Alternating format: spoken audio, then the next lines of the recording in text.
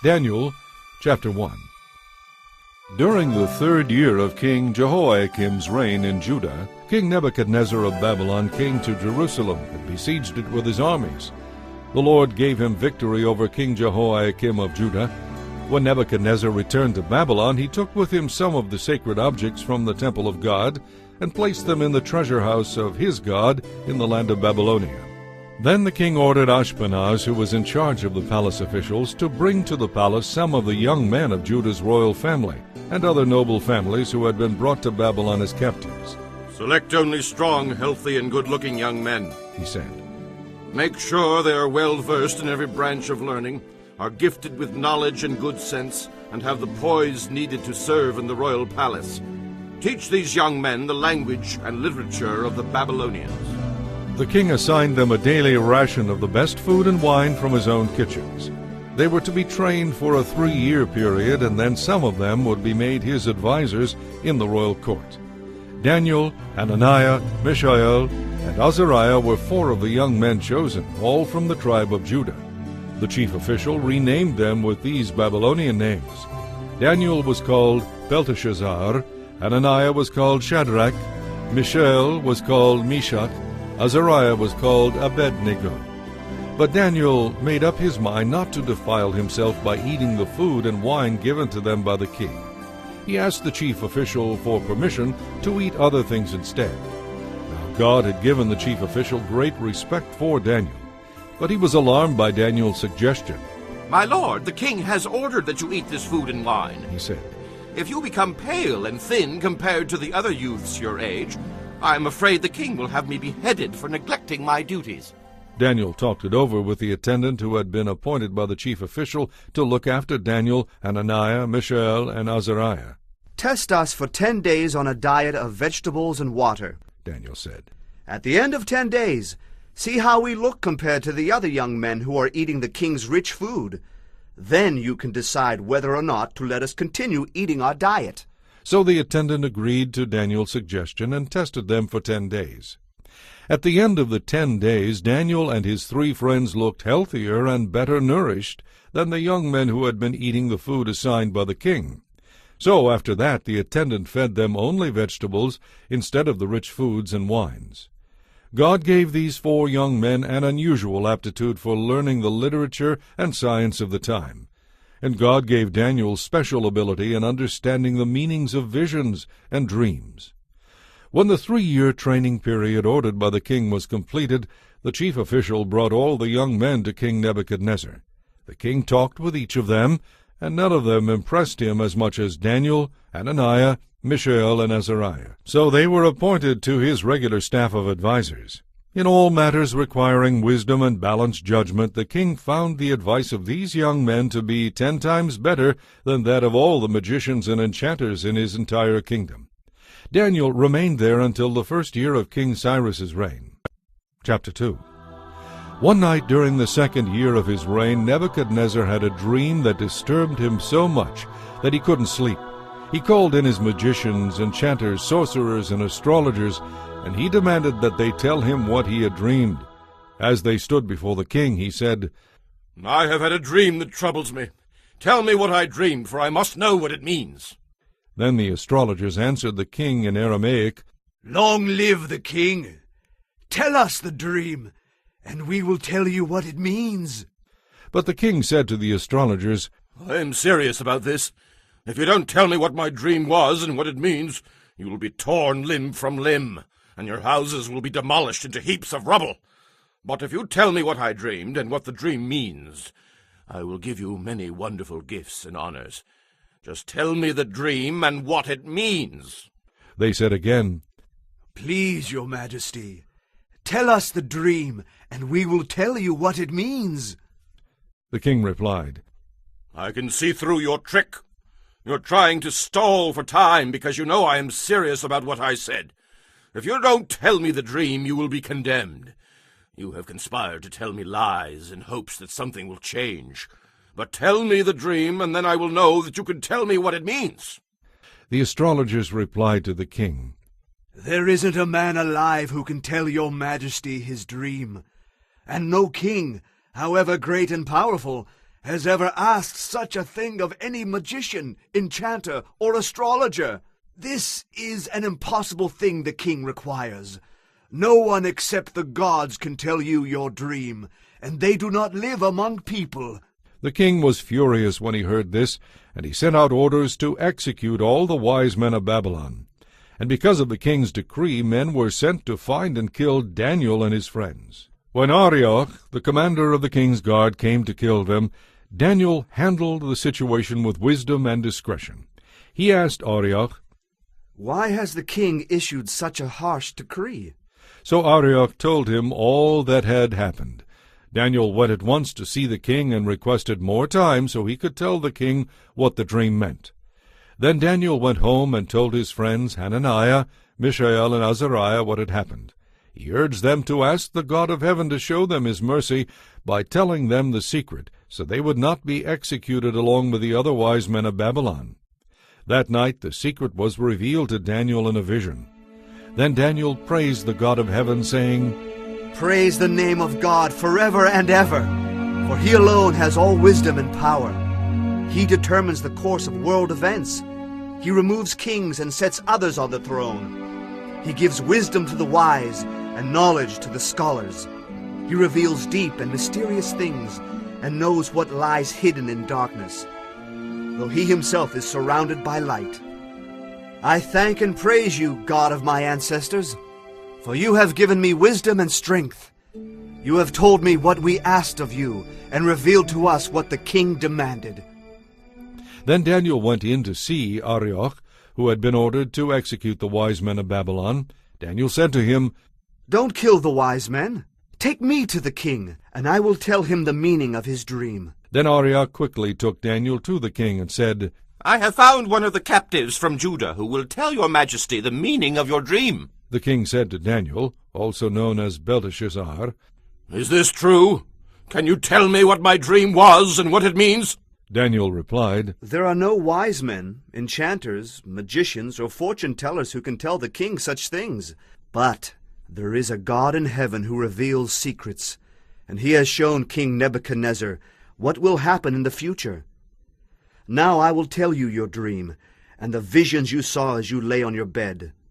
While your majesty was sleeping, you dreamed about coming events. The revealer of mysteries has shown you what is going to happen, and it is not because I am wiser than any living person that I know the secret of your dream, but because God wanted you to understand what you were thinking about, your majesty. In your vision you saw in front of you a huge and powerful statue of a man, shining brilliantly, frightening and awesome. The head of the statue was made of fine gold. Its chest and arms were of silver. Its belly and thighs were of bronze. Its legs were of iron, and its feet were a combination of iron and clay. But as you watched, a rock was cut from a mountain by supernatural means.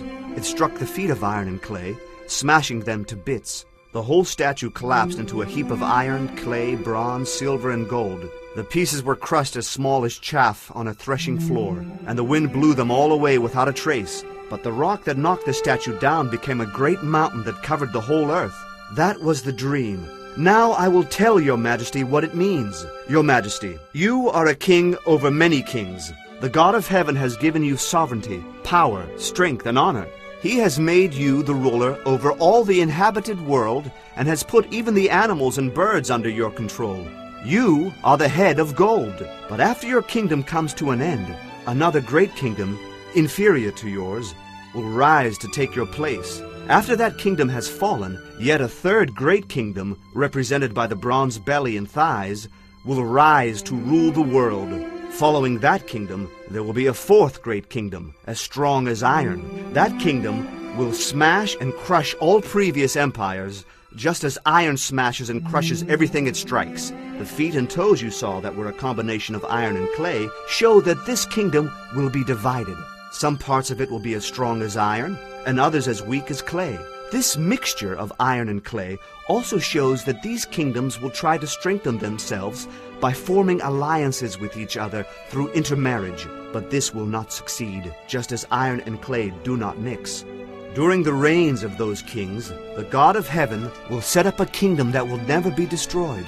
No one will ever conquer it. It will shatter all these kingdoms into nothingness, but it will stand forever. That is the meaning of the rock cut from the mountain by supernatural means, crushing to dust the statue of iron, bronze, clay, silver, and gold. The great God has shown your majesty what will happen in the future.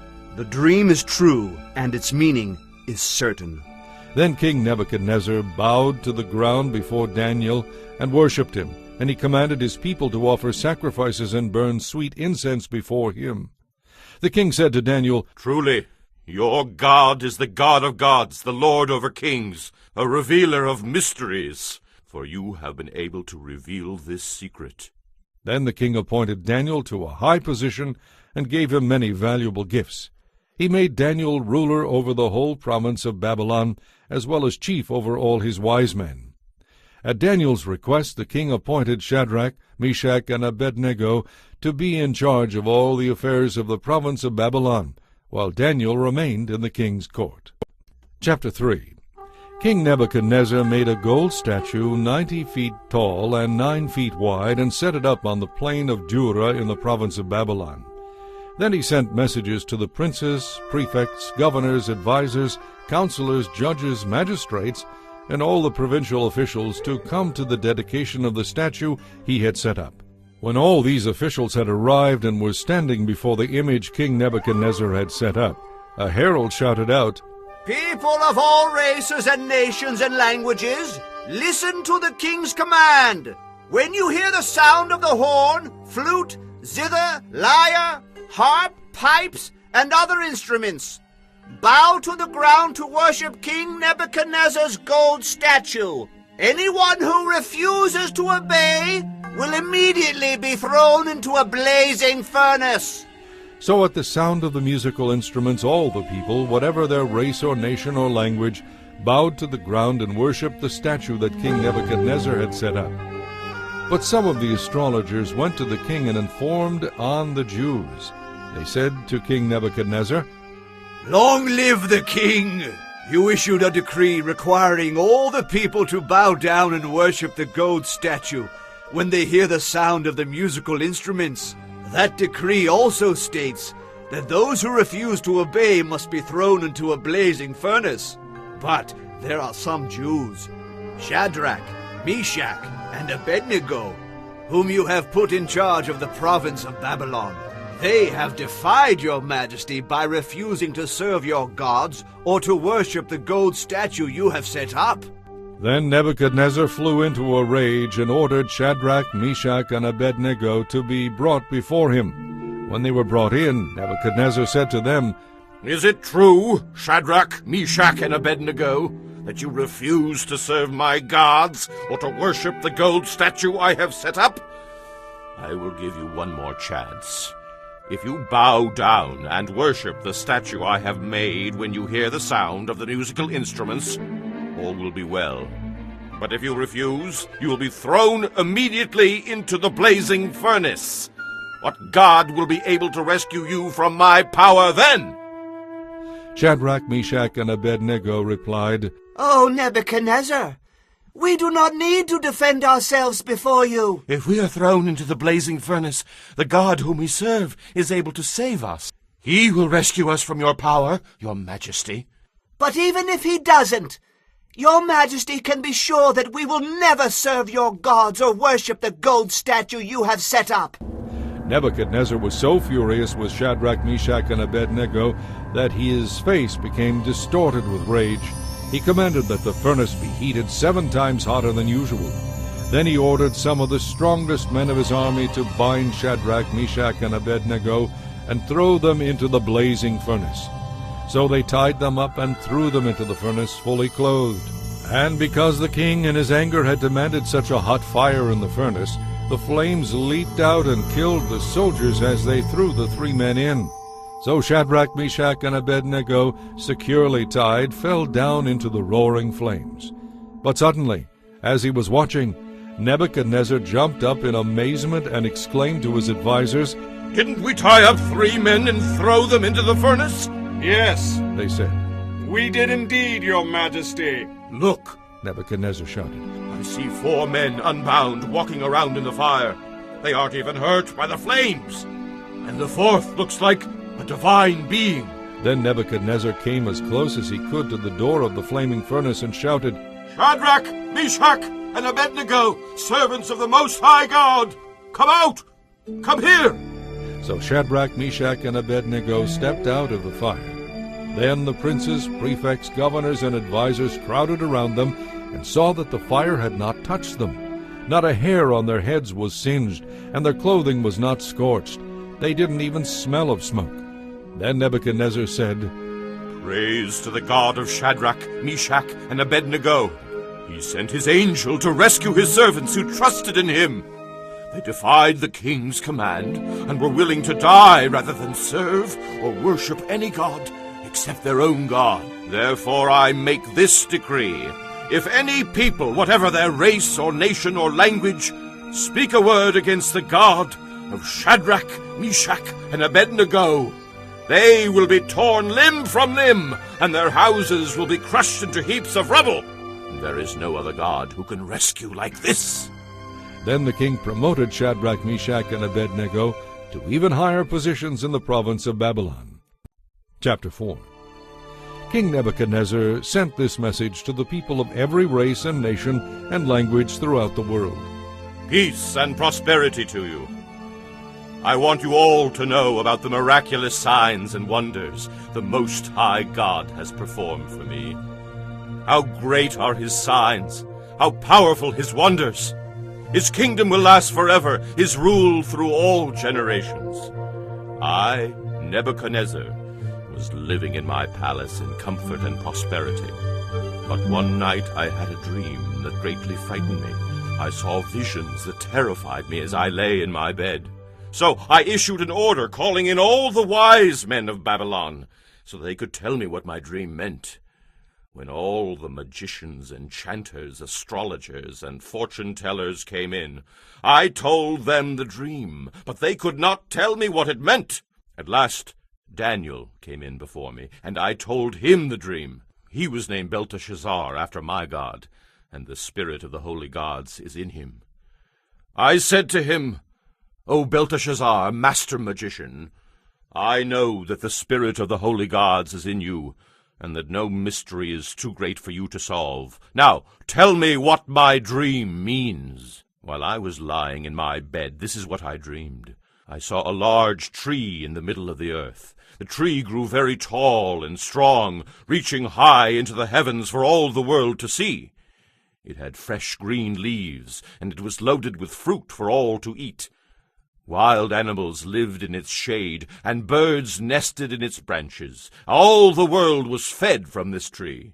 Then, as I lay there dreaming, I saw a messenger, a holy one, coming down from heaven. The messenger shouted, Cut down the tree, lop off its branches, shake off its leaves, and scatter its fruit. Chase the animals from its shade, and the birds from its branches. But leave the stump and the roots in the ground, bound with a band of iron and bronze and surrounded by tender grass. Now let him be drenched with the dew of heaven, and let him live like an animal among the plants of the fields. For 7 periods of time let him have the mind of an animal instead of a human. For this has been decreed by the messengers, it is commanded by the holy ones. The purpose of this decree is that the whole world may understand that the Most High rules over the kingdoms of the world and gives them to anyone he chooses, even to the lowliest of humans. O Belteshazzar, that was the dream that I, King Nebuchadnezzar, had. Now tell me what it means, for no one else can help me. All the wisest men of my kingdom have failed me, but you can tell me, because the spirit of the holy gods is in you. Upon hearing this, Daniel, also known as Belteshazzar, was overcome for a time, aghast at the meaning of the dream. Finally the king said to him, Belteshazzar, don't be alarmed by the dream and what it means. Belteshazzar replied, Oh, how I wish the events foreshadowed in this dream would happen to your enemies, my lord. and not to you. You saw a tree growing very tall and strong, reaching high into the heavens for all the world to see. It had fresh green leaves, and it was loaded with fruit for all to eat. Wild animals lived in its shade, and birds nested in its branches. That tree, your majesty, is you. For you have grown strong and great. Your greatness reaches up to heaven, and your rule to the ends of the earth. Then you saw a messenger, a holy one, coming down from heaven and saying, Cut down the tree and destroy it, but leave the stump and the roots in the ground, bound with a band of iron and bronze and surrounded by tender grass. Let him be drenched with the dew of heaven. Let him eat grass with the animals of the field for 7 periods of time. This is what the dream means, your majesty, and what the Most High has declared will happen to you. You will be driven from human society, and you will live in the fields with the wild animals. You will eat grass like a cow, and you will be drenched with the dew of heaven. 7 periods of time will pass while you live this way, until you learn that the Most High rules over the kingdoms of the world and gives them to anyone he chooses. But the stump and the roots were left in the ground. This means that you will receive your kingdom back again when you have learned that heaven rules. O King Nebuchadnezzar, please listen to me. Stop sinning and do what is right. Break from your wicked past by being merciful to the poor. Perhaps then you will continue to prosper. But all these things did happen to King Nebuchadnezzar. 12 months later he was taking a walk on the flat roof of the royal palace in Babylon. As he looked out across the city, he said, Just look at this great city of Babylon. I, by my own mighty power, have built this beautiful city as my royal residence, and as an expression of my royal splendor. While he was still speaking these words, a voice called down from heaven, O King Nebuchadnezzar, this message is for you.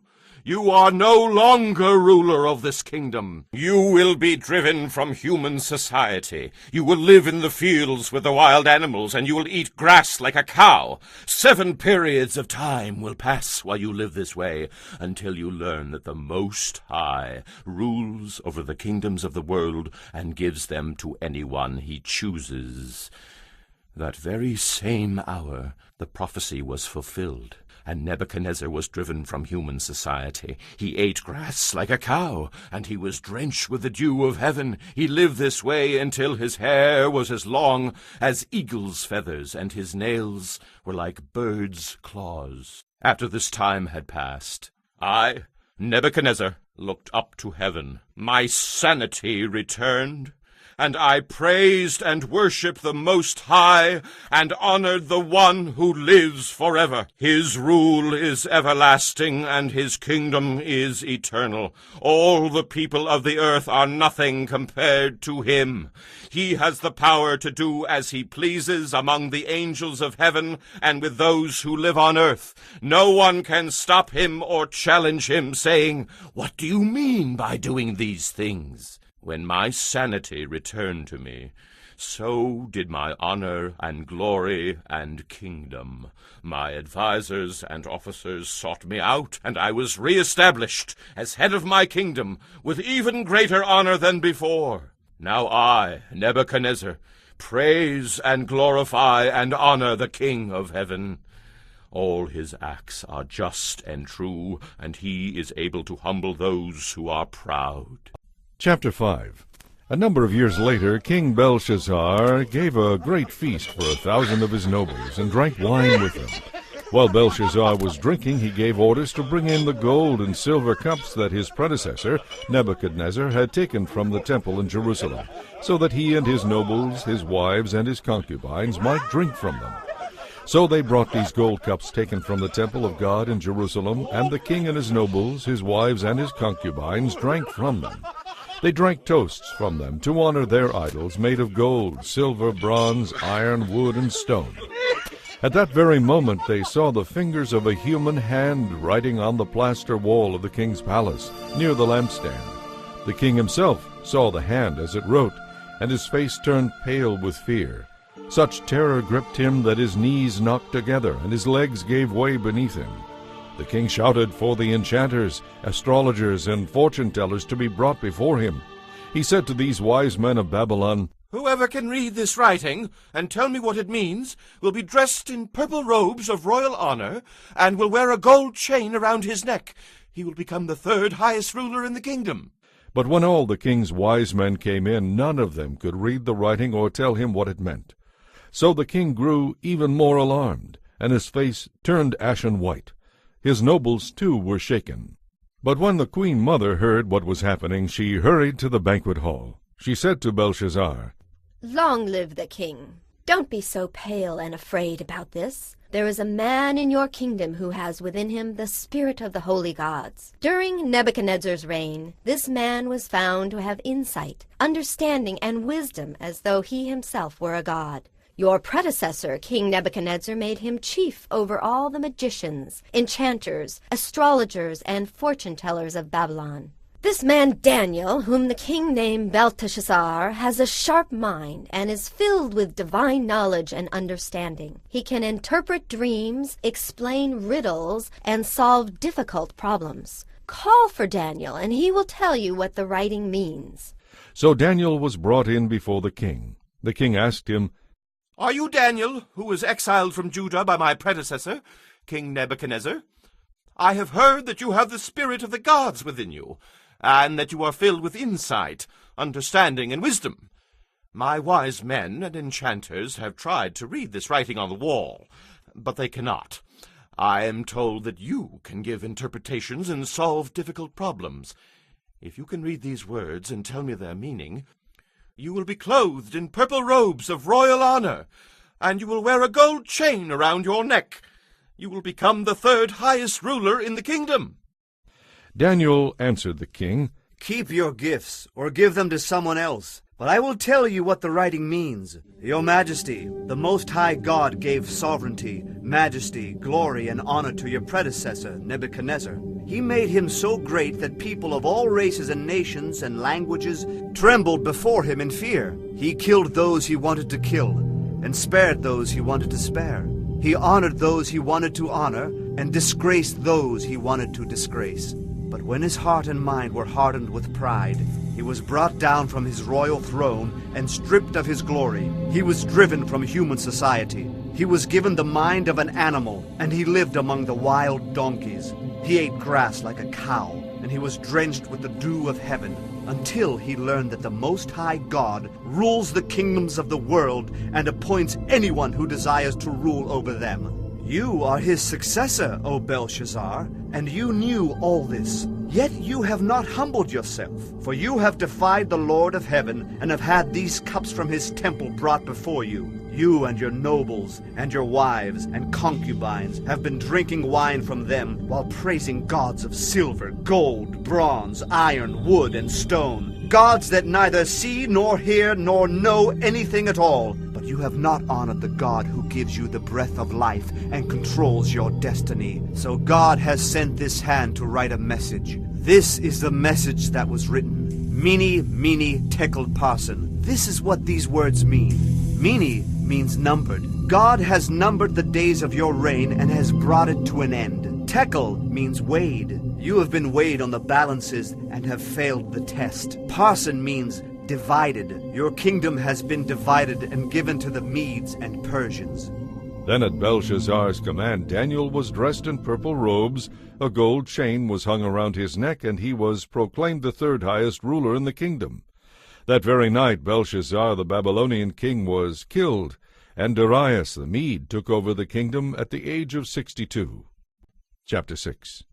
Darius the Mede decided to divide the kingdom into 120 provinces, and he appointed a prince to rule over each province. The king also chose Daniel and 2 others as administrators to supervise the princes and to watch out for the king's interests. Daniel soon proved himself more capable than all the other administrators and princes. Because of his great ability, the king made plans to place him over the entire empire.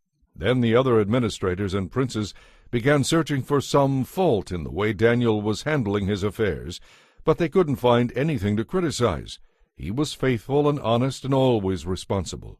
So they concluded, Our only chance of finding grounds for accusing Daniel will be in connection with the requirements of his religion. So the administrators and princes went to the king and said, Long live King Darius! We administrators, prefects, princes, advisers, and other officials have unanimously agreed that your majesty should make a law that will be strictly enforced. Give orders that for the next 30 days, anyone who prays to anyone, divine or human, except to your majesty, will be thrown to the lions. And let your majesty issue and sign this law so it cannot be changed, a law of the Medes and Persians, which cannot be revoked.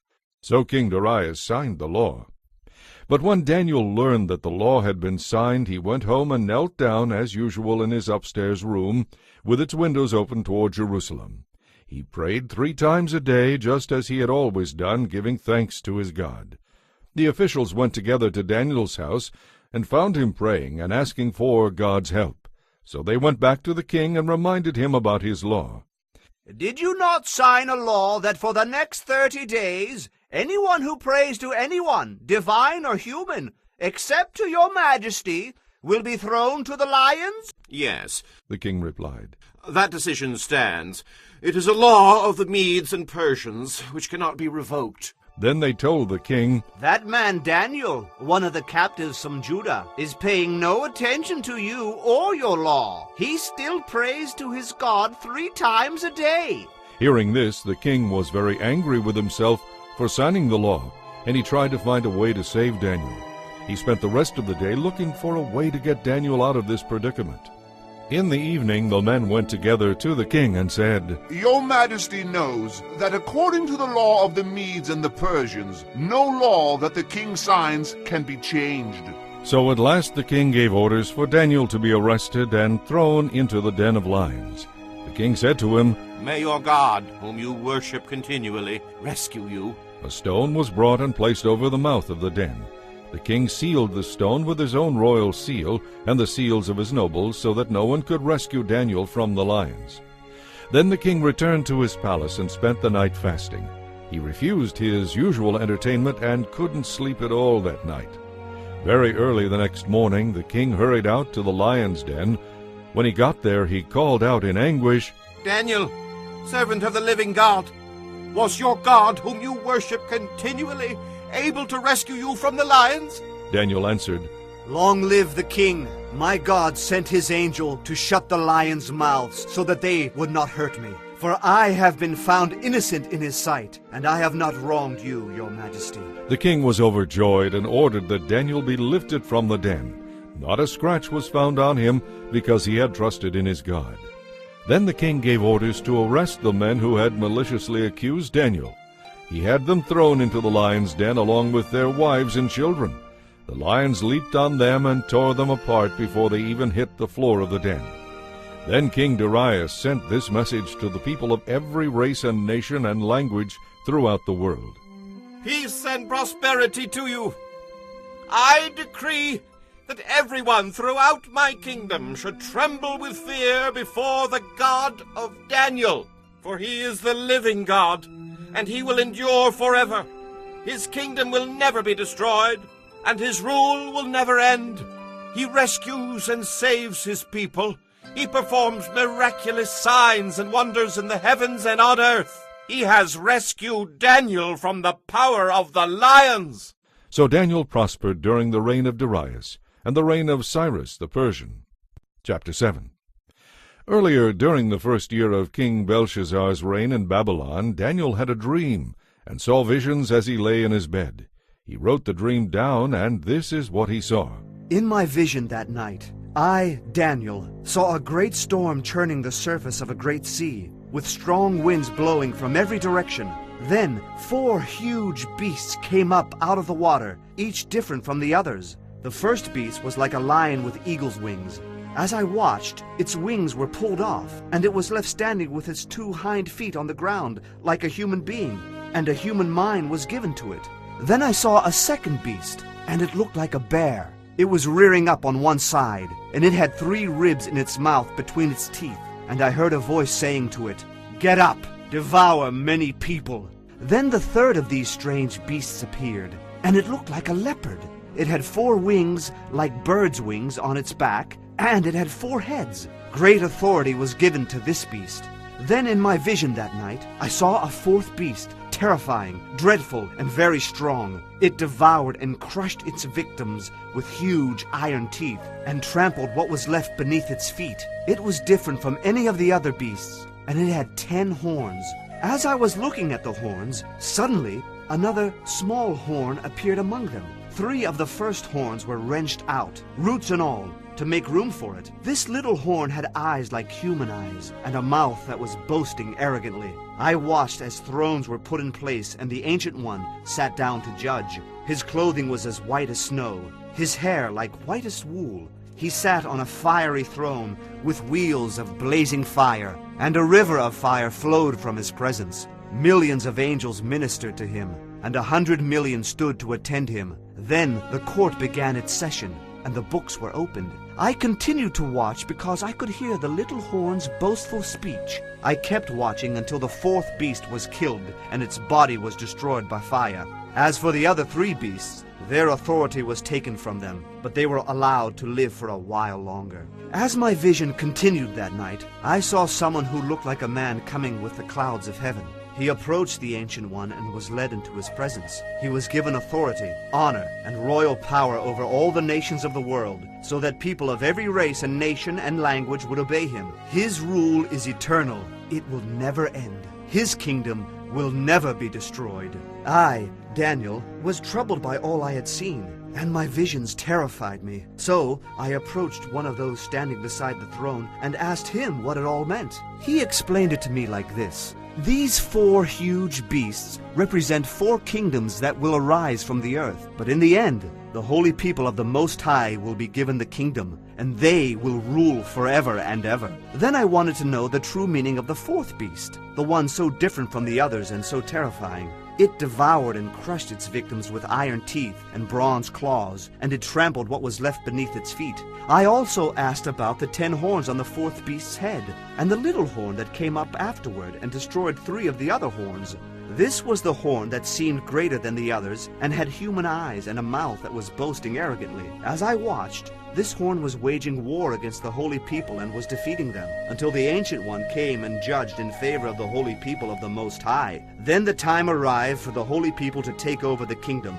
Then he said to me, "This 4th beast is the 4th world power that will rule the earth. It will be different from all the others. It will devour the whole world, trampling everything in its path. Its 10 horns are 10 kings that will rule the empire. Then another king will arise, different from the other 10, who will subdue 3 of them. He will defy the Most High and wear down the holy people of the Most High. He will try to change their sacred festivals and laws, and they will be placed under his control for a time, times, and half a time. But then the court will pass judgment, and all his power will be taken away and completely destroyed.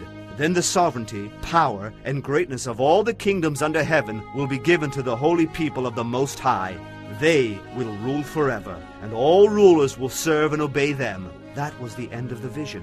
I, Daniel, was terrified by my thoughts, and my face was pale with fear, but I kept these things to myself. Chapter 8. During the 3rd year of King Belshazzar's reign, I, Daniel, saw another vision, following the one that had already appeared to me. This time, I was at the fortress of Susa, in the province of Elam, standing beside the Ulai River. As I looked up, I saw in front of me a ram with 2 long horns standing beside the river. One of the horns was longer than the other, even though it had begun to grow later than the shorter one. The ram butted everything out of its way to the west, to the north, and to the south, and no one could stand against it or help its victims. It did as it pleased and became very great. While I was watching, suddenly a male goat appeared from the west, crossing the land so swiftly that it didn't even touch the ground.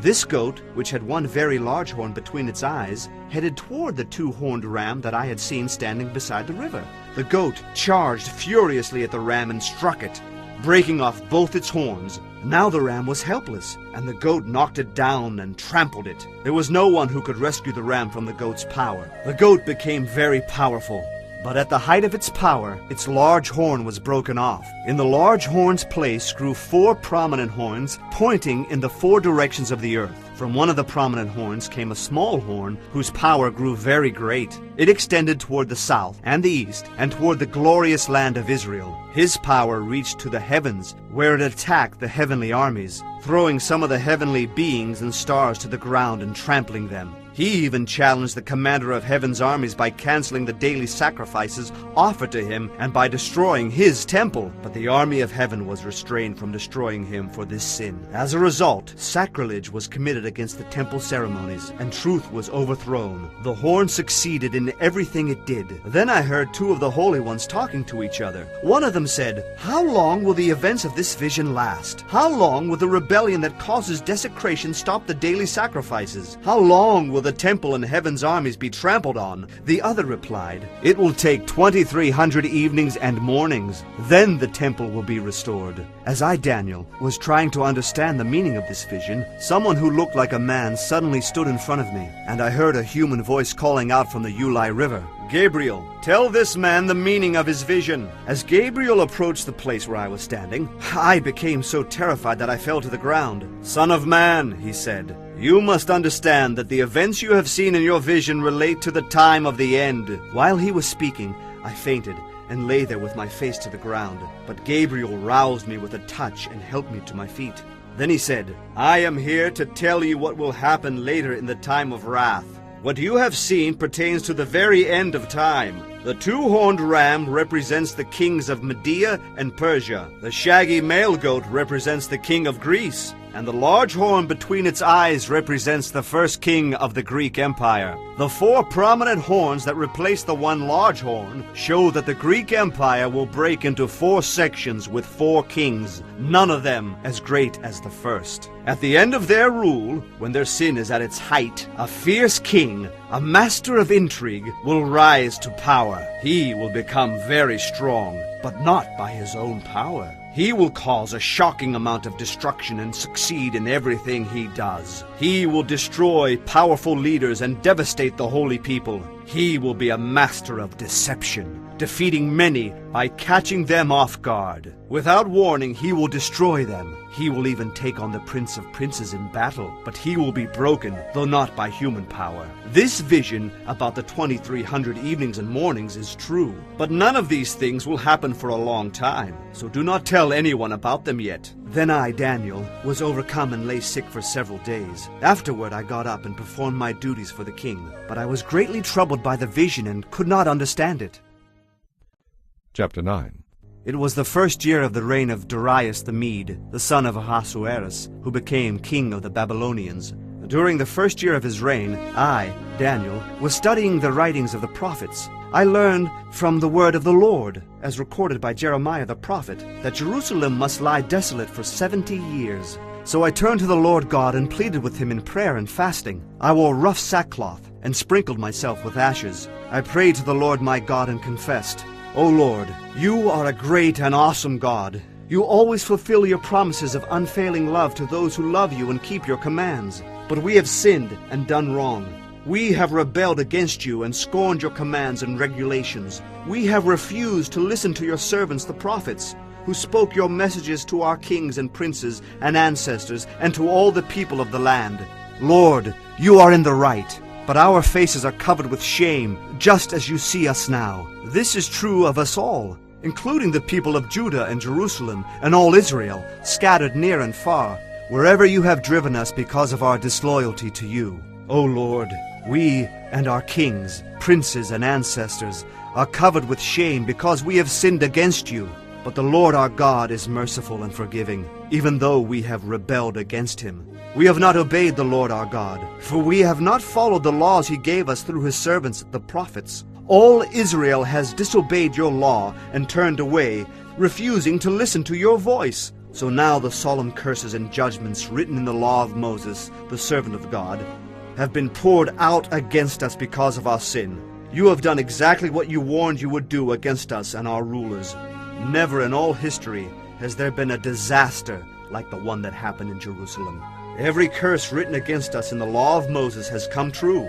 All the troubles he predicted have taken place. But we have refused to seek mercy from the Lord our God by turning from our sins and recognizing his truth. The Lord has brought against us the disaster he prepared, for we did not obey him, and the Lord our God is just in everything he does.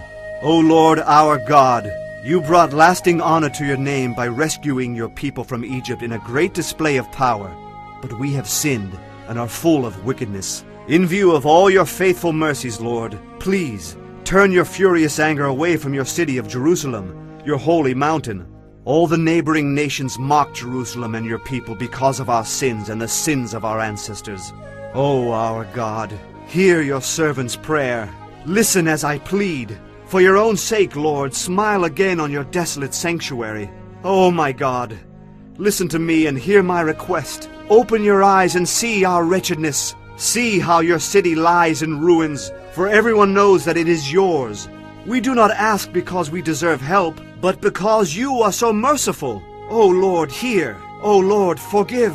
O Lord, listen and act. For your own sake, O my God, do not delay, for your people and your city bear your name. I went on praying and confessing my sin and the sins of my people, pleading with the Lord my God for Jerusalem, his holy mountain. As I was praying, Gabriel, whom I had seen in the earlier vision, came swiftly to me at the time of the evening sacrifice. He explained to me, Daniel, I have come here to give you insight and understanding.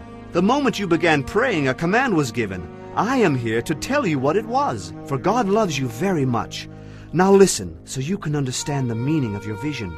A period of 70 sets of 7 has been decreed for your people and your holy city to put down rebellion, to bring an end to sin, to atone for guilt, to bring in everlasting righteousness, to confirm the prophetic vision, and to anoint the most holy place.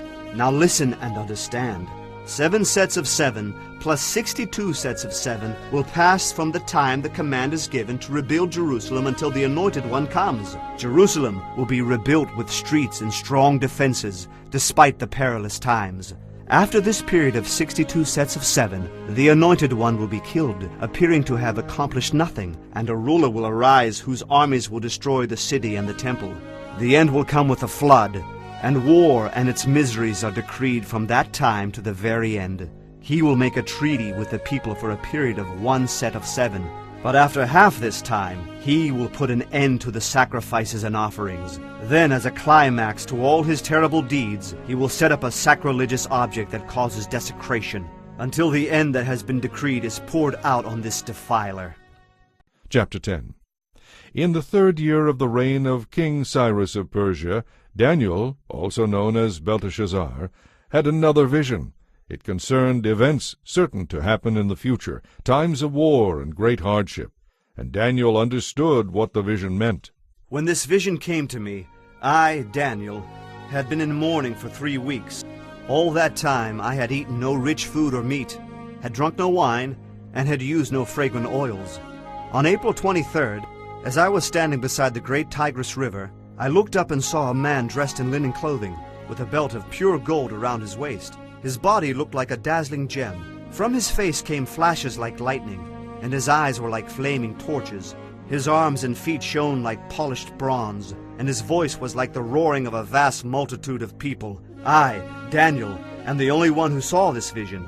The men with me saw nothing, but they were suddenly terrified and ran away to hide. So I was left there all alone to watch this amazing vision. My strength left me, my face grew deathly pale, and I felt very weak. When I heard him speak, I fainted and lay there with my face to the ground. Just then a hand touched me and lifted me, still trembling, to my hands and knees, and the man said to me, "O Daniel, greatly loved of God, listen carefully to what I have to say to you. Stand up, for I have been sent to you." When he said this to me, I stood up, still trembling with fear. Then he said, "Don't be afraid, Daniel. Since the first day you began to pray for understanding and to humble yourself before your God, your request has been heard in heaven. I have come in answer to your prayer. But for 21 days the spirit prince of the kingdom of Persia blocked my way.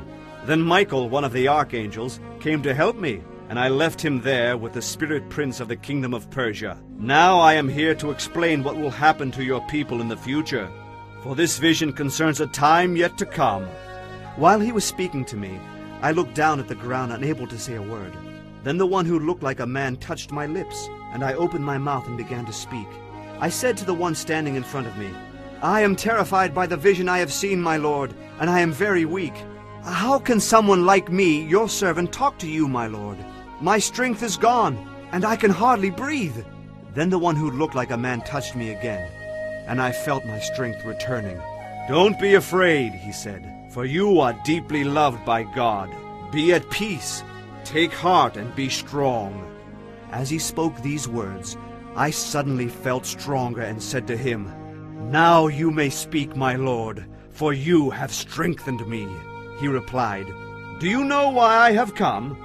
Soon I must return to fight against the spirit prince of the kingdom of Persia, and then against the spirit prince of the kingdom of Greece. But before I do that, I will tell you what is written in the book of truth. There is no one to help me against these spirit princes except Michael, your spirit prince. I have been standing beside Michael as his support and defense since the first year of the reign of Darius the Mede. Chapter 11. Now then, I will reveal the truth to you. 3 more Persian kings will reign, to be succeeded by a 4th, far richer than the others. Using his wealth for political advantage, he will stir up everyone to war against the kingdom of Greece. Then a mighty king will rise to power, who will rule a vast kingdom and accomplish everything he sets out to do. But at the height of his power, his kingdom will be broken apart and divided into 4 parts. It will not be ruled by the king's descendants, nor will the kingdom hold the authority it once had, for his empire will be uprooted and given to others. The king of the south will increase in power, but one of this king's own officials will become more powerful than he, and will rule his kingdom with great strength. Some years later, an alliance will be formed between the king of the north and the king of the south. The daughter of the king of the south will be given in marriage to the king of the north to secure the alliance.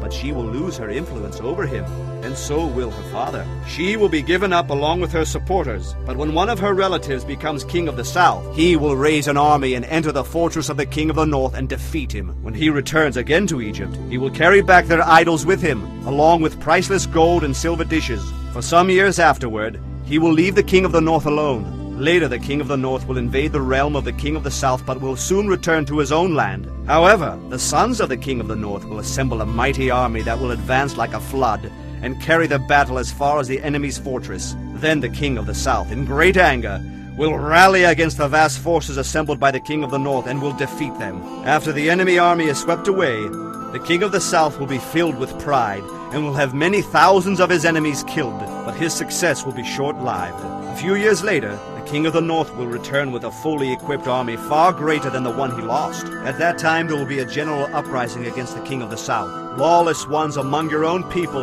will join them in order to fulfill the vision, but they will not succeed. Then the king of the north will come and lay siege to a fortified city and capture it. The best troops of the south will not be able to stand in the face of the onslaught. The king of the north will march onward unopposed. None will be able to stop him. He will pause in the glorious land of Israel, intent on destroying it.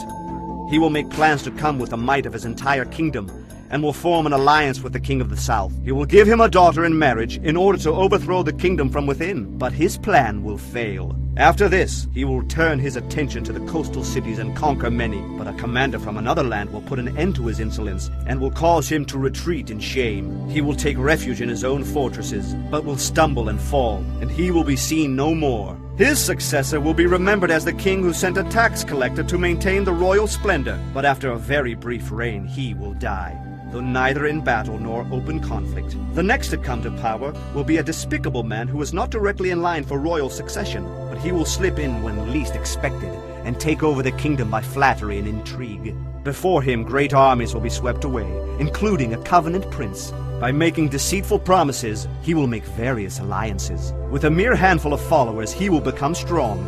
Without warning, he will enter the richest areas of the land and do something that none of his predecessors ever did: distribute among his followers the plunder and wealth of the rich. He will plot the overthrow of strongholds, but this will last for only a short while. Then he will stir up his courage and raise a great army against the king of the south. The king of the south will go to battle with a mighty army, but to no avail, for plots against him will succeed. Those of his own household will bring his downfall. His army will be swept away and many will be killed. Seeking nothing but each other's harm, these kings will plot against each other at the conference table. attempting to deceive each other, but it will make no difference, for an end will still come at the appointed time. The king of the north will then return home with great riches. On the way he will set himself against the people of the Holy Covenant, doing much damage before continuing his journey. Then, at the appointed time, he will once again invade the south. But this time, the result will be different, for warships from western coastlands will scare him off, and he will withdraw and return home. But he will vent his anger against the people of the Holy Covenant, and reward those who forsake the covenant. His army will take over the temple fortress, polluting the sanctuary, putting a stop to the daily sacrifices, and setting up the sacrilegious object that causes desecration. He will flatter those who have violated the covenant, and win them over to his side. But the people who know their God will be strong and will resist him. Those who are wise will give instruction to many, but for a time many of these teachers will die by fire and sword, or they will be jailed and robbed. While all these persecutions are going on, a little help will arrive, though many who join them will not be sincere, and some who are wise will fall victim to persecution. In this way, they will be refined and cleansed and made pure until the time of the end, for the appointed time is still to come. The king will do as he pleases, exalting himself and claiming to be greater than every god there is, even blaspheming the God of gods. He will succeed until the time of wrath is completed, for what has been determined will surely take place. He will have no regard for the gods of his ancestors, or for the God beloved of women, or for any other god, for he will boast that he is greater than them all. Instead of these, he will worship the god of fortresses, a god his ancestors never knew, and lavish on him gold, silver, precious stones, and costly gifts. Claiming this foreign god's help, he will attack the strongest fortresses. He will honor those who submit to him, appointing them to positions of authority, and dividing the land among them as their reward. Then, at the time of the end, the king of the south will attack him, and the king of the north will storm out against him with chariots, cavalry, and a vast navy. He will invade various lands and sweep through them like a flood. He will enter the glorious land of Israel, and many nations will fall. But Moab, Edom, and the best part of Ammon will escape. He will conquer many countries, and Egypt will not escape. He will gain control over the gold, silver, and treasures of Egypt, and the Libyans and Ethiopians will be his servants. But then news from the east and the north will alarm him, and he will set out in great anger to destroy many as he goes. He will halt between the glorious holy mountain and the sea, and will pitch his royal tents there. But while he is there, his time will suddenly run out, and there will be no one to help him. Chapter 12. At that time Michael the archangel, who stands guard over your nation, will arise. Then there will be a time of anguish greater than any since nations first came into existence. But at that time every one of your people, whose name is written in the book, will be rescued. Many of those whose bodies lie dead and buried will rise up, some to everlasting life, and some to shame and everlasting contempt. Those who are wise will shine as bright as the sky, and those who turn many to righteousness will shine like stars forever. But you, Daniel, keep this prophecy a secret. Seal up the book until the time of the end. Many will rush here and there, and knowledge will increase. Then I, Daniel, looked and saw two others standing on opposite banks of the river. One of them asked the man dressed in linen, who was now standing above the river, "How long will it be until these shocking events happen?" The man dressed in linen, who was standing above the river, raised both his hands toward heaven and took his solemn oath by the one who lives forever. "It will go on for a time, times and half a time. When the shattering of the holy people has finally come to an end, all these things will have happened." I heard what he said, but I did not understand what he meant. So I asked, "How will all this finally end, my lord?" But he said, "Go now, Daniel, for what I have said is for the time of the end. Many will be purified, cleansed, and refined by these trials, but the wicked will continue in their wickedness, and none of them will understand. Only those who are wise will know what it means. From the time the daily sacrifice is taken away, and the sacrilegious object that causes desecration is set up to be worshipped, there will be 1,290 days. And blessed are those who wait and remain until the end of the 1,335 days. As for you, go your way until the end. You will rest, and then at the end of the days, you will rise again to receive the inheritance set aside for you."